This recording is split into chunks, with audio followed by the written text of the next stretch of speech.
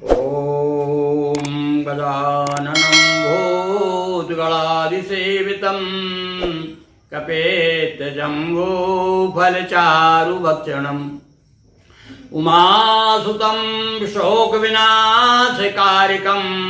नमामि विघ्नेश्वरपादपङ्कजम्। नर्मदाय नमो भ्राता नर्मदाय नमो ऋषि नमस्ते नर्मदे देवी त्राहि मां बहुसागरात्। नर्मदापुरं सुविख्यातं रेवाया दक्षिणे तटे सेवाश्रमेषु राजता देवी नर्मदायै नमो नमः। बोलिए नर्मदा मैया की जय, देवी भागवत पुराण की जय। बंधुओं, अनेक दिवस से आप देवी भागवत सुन रहे हैं और बड़ी सुंदर सुंदर कथाएं आपको सुनाई जा रही हैं। 7 दिनों में जो भागवत होती है उसमें दिन अथवा 7 दिन कथाएं जो होती है उसमें सारी कथाएं पंडित नहीं सुना सकते, किंतु हम क्रम से आपको सेवा नर्मदा मंदिरम मंत्र से संक्षेप में आपको सुना रहे हैं। तो अभी विगत दिवस आपने सुना कि राजा निमि और वशिष्ठ जी ये दोनों का परस्पर विवाद हो जाता है और एक दूसरे को श्राप देते हैं। तो हमने देखा कि राजा निमि की श्राप से वशिष्ठ जी को दूसरा जन्म लेना पड़ा, धरती पर आए। और उसके पीछे बस क्या है? क्रोध। काम और क्रोध ये दोनों मूल में है कथाओं के। और ये कथाओं के इसलिए बार बार इनकी चर्चा की जाती है कि ताकि हमारे जीवन में ये जो विकार हैं ये कम से कम हो जाएं। और प्रार्थना तो ये करें कि हमारे जीवन से निकल ही जाएं, किंतु कहा है कि बड़ा मुश्किल है, क्योंकि ये तो स्थायी भाव है। तो हम आपको कथा सुना रहे हैं, आज निमि की कथा सुनाते हैं कि निमि को भी श्राप दिया था। निमि को श्राप दिया था कि तू ये हो जा, वशिष्ठ जी ने श्राप दिया था। अब निमि की कथा सुनिए कि उसका क्या हुआ। विधि के मानस पुत्र ने लिया श्राप बस जन्म, और मित्रा वरुणी वशिष्ठ की संज्ञा हुई या जन्म। वशिष्ठ जी तो दूसरे जन्म में जाकर के एक खड़े से पैदा हुए, किंतु अब निमि का क्या हुआ वो देखिए आप।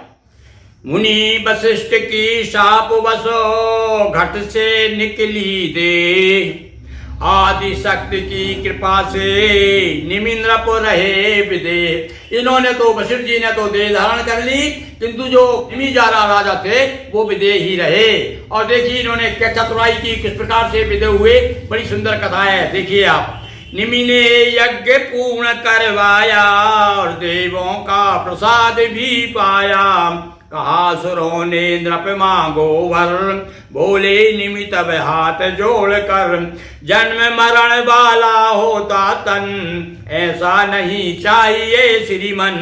सभी देखते जिनके द्वारा, उन आंखों का बनूं सहारा। और वशिष्ठ जी के अनुपस्थिति में जब इन्होंने यज्ञ किया और निमि राजा ने जब यज्ञ संपन्न हुआ तो देवता बड़े प्रसन्न हो गए इन पर। श्राप तो था ही इन पर, तो इधर देवता प्रसन्न होकर के इनसे कहते हैं कि हे राजन, हम तुमसे बहुत प्रसन्न हैं, आप चाहो तो कुछ वरदान मांग लीजिए। तब इन्होंने कहा कि महाराज, अब मेरे समझ में आ रहा है कि दूसरा जन्म में यदि लेता हूं तो दूसरे जन्म में तो जननी जठरम, जननी के जठर में यानी माँ के पेट में उल्टा लटकना पड़ेगा। तो मैं ये नहीं चाहता, जन्म मरण का चक्कर नहीं चाहता मैं। तो मैं चाहता हूं कि आप तो कृपा करके मुझे ऐसा वरदान दीजिए कि मेरी जो आत्मा है वो वायु रूप में सभी देखते जिनके द्वारा, उन आंखों का बनूं सहारा।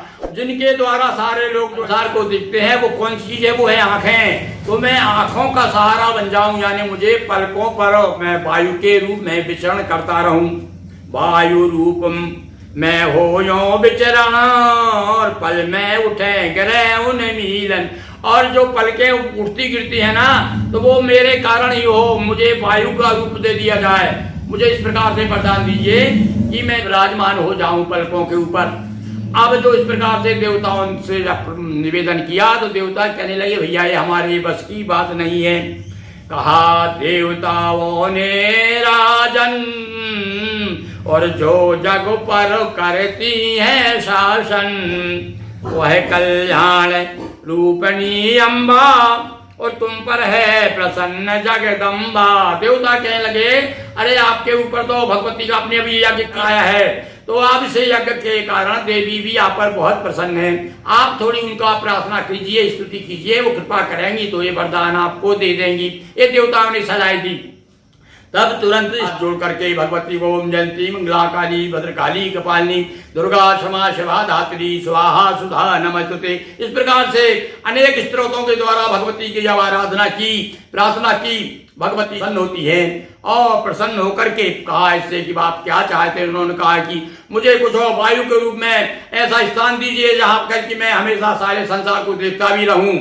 तो मैं आंखों की पलकों पर रहना चाहता हूँ। भगवती ने वैसा वरदान दे दिया। तब से जो पलकें जो गिरती उठती है ना, यहाँ पर ये निमि के कारण है। निमि यहाँ पर विराजमान है हमारे पलकों पर। मांगो मां से करो प्रार्थना और निश्चित होगी पूर्ण कामना। निमि ने किया अंबिका स्तवन, प्रकट हुई मां दीना दर्शन।